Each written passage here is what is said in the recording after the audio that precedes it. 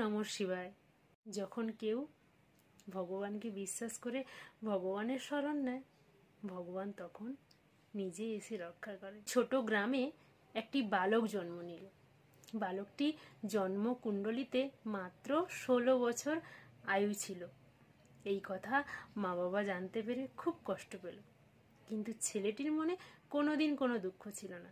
সে প্রত্যেক দিন 3 ঘন্টা করে ওম নমঃ শিবায় জপ করত, ভগবানের নাম নিত এবং খুব আনন্দে থাকত।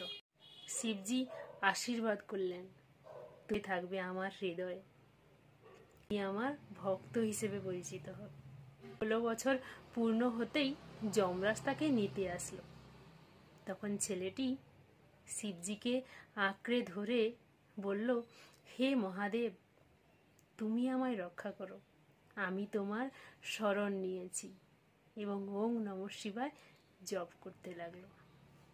সেই সময় শিবজি প্রকটিত হলো। তারপর যমরাজকে বলল, যে ভক্ত আমায় জড়িয়ে ধরে আমার নাম জপ করে, তুমি তাকে কখনো নিয়ে যেতে পারবে না, আর মৃত্যু তাকে কখনোই ছুঁতে পারবে না।